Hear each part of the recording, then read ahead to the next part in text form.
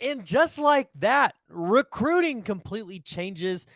It goes full circle. And the Oklahoma Sooners now are looking at their linebacker list and say, okay, well, we weren't able to land Peyton Pierce. Sammy Brown goes to Clemson.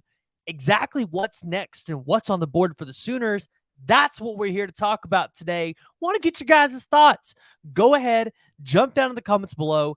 Let me know what you guys think. Where do you guys think the Oklahoma Sooners are going to go with the linebacker position, and who do you think they take next? All right, so by no news, Sammy Brown has committed to the University of Clemson. Now, I think it really hit a lot of people with shock because they were like, oh, maybe he's going to take all of these visits before he actually commits. No, Dabo Sweeney, Wes Goodwin, they're able to convince Sammy Brown to shut down his recruitment, not even make it to that Georgia visit. And in a previous video, I talked about how this potentially affects Oklahoma with a defensive lineman. You guys have to go check that one out. But now we need to start looking at, okay, so where are the Oklahoma Sooners going to go for the linebacker room? Because they have a lot of great options. But you've kind of missed on Sammy Brown, you missed on Peyton Pierce, and you missed on Drew Woodaz. Now, Drew Woodaz out of Jesuit in Tampa Bay, Florida, I don't think that's one where they were like, we have to have this guy, but it was a relationship that you had with Brent Venables at your time at Clemson. So maybe it would have been an opportunity to be able to kind of gain his commitment and go from there. But the Oklahoma Sooners still have a lot of targets on the board. And I don't think there is a cause for concern yet. Now, I do want to preface this. Oklahoma is currently not in pursuit, from what I understand, for the 5-star linebacker in Justin Williams. But maybe if you land a commitment from Joseph Jonah Ajonye, maybe you could try to convince Justin Williams to come play for you because his teammates here, right? Maybe try to leverage that a little bit. It's probably a long shot, but I'm just going to put that out there because it potentially could exist. Maybe. Right now, it's crystal ball to end up at Oregon. I think Justin Williams actually will end up at Georgia now. But looking at who else the Oklahoma Sooners are potentially going to be looking at, obviously, I still think there's going to be a push to flip Peyton Pierce from Ohio State. Now, is that flip going to happen? Probably not. It looks like he's locked in, but anything can happen before pen goes to paper. Now, you've got the 6'2", 240-pound linebacker Braden Platt out of Yelm, Washington. So this one's intriguing. He has a little over 18 offers, and I think this is the one that a lot of Oklahoma fans are like, okay, yeah, let's get this guy.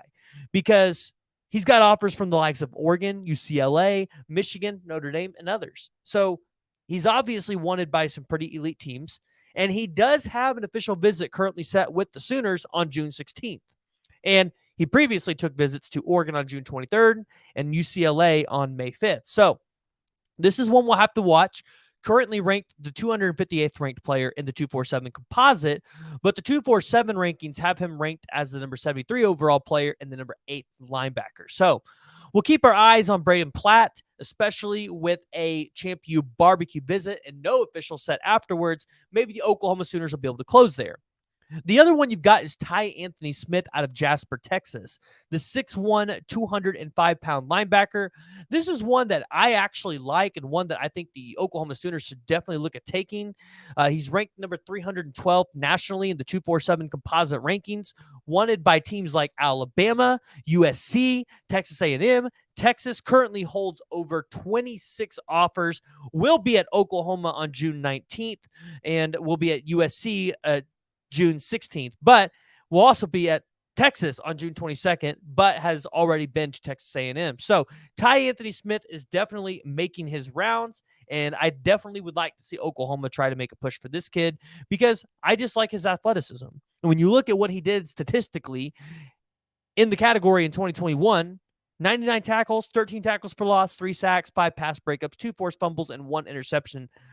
Obviously, you can see it with his production. He's got the motor to be able to go out there and do it. Extremely athletic. He's got that body build. I would like to see Oklahoma land Ty Anthony Smith.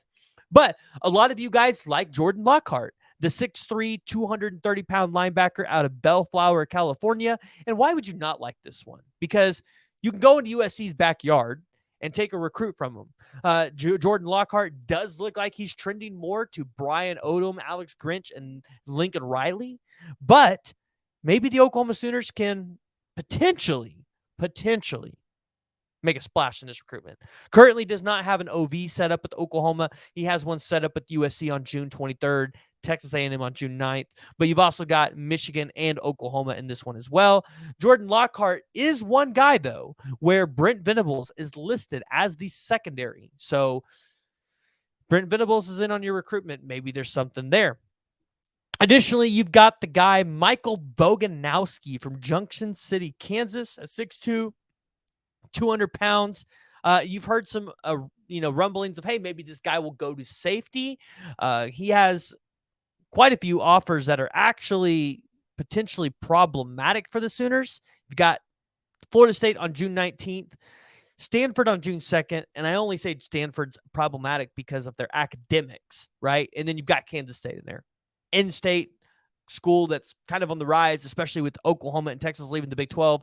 The 6'2", 200-pound linebacker out of Junction City, Kansas. I think a lot of people look at it and go, oh, you can land this guy, but they might be in a battle with Florida State and Kansas State. Additionally, you've got a guy like Easton Baker, who we have heard a lot about on the radio. You've heard Parker Thune over at Rivals talk about him. He's got over 18 offers out of Thule, Utah. Coming in at 6'1", 212 pounds. Easton Baker just looks explosive. And he currently has an announcement set up for July 1st. I want you to keep this in mind. He's got a visit to Washington State this weekend, Oklahoma on June 16th, and then he'll be at Illinois June 23rd, and then he will be announcing his commitment to go play on July 1st. Drew Woodaz is a guy that Oklahoma lost.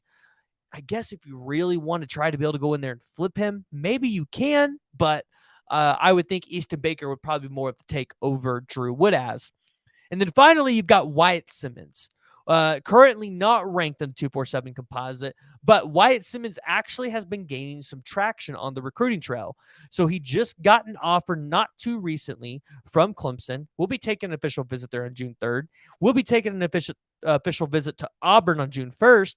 Also has offers from the likes of Arkansas, Florida State, Mississippi State, Oklahoma State, Texas, and then, of course, Oklahoma. And then you got some other Power 5 schools in there as well. So when you look at what the Oklahoma Sooners potentially have to be able to go out there and grab on the linebacker, there's options. There's options. And, yeah, we can count Michael Boganowski as a safety. But if the Oklahoma Sooners go out there and get a Braden Platt and then either a Ty Anthony Smith, or you go out there and you get an Easton Baker, I think you're looking pretty good in this linebacker class because both of those guys are athletic. Both of those guys leave you a lot of room for growth. And the Oklahoma Sooners have a pretty good linebacker room as it sits. You've got Danny Stutzman. You've got Desan McCullough, who's going to be potentially playing that cheetah position. Justin Harrington playing cheetah. Potentially Reggie Pearson coming down to play it a little bit. Then you're going to have Sammy Omosigo, Lewis Carter, Phil Picciotti, Shane Witter. I mean, the list goes on and on. Oklahoma has a decent linebacker room. Now, I expect in 2025 that the Sooners are going to be a little bit more hot for some of the top-end linebackers because I think you're going to start to see a little bit more development in that room. It's going to look a lot better. Kids are going to start looking at Oklahoma and going, Venables hasn't lost it. So, guys, I want to hear from you. With the linebacker shakeup that we have had of Sammy Brown committing to the University of Clemson, who are the Oklahoma Sooners potentially going to look at and taking in this class? Additionally, if you haven't already, go ahead and hit that like and the subscribe button. Let me know what you guys are thinking down in the comments below.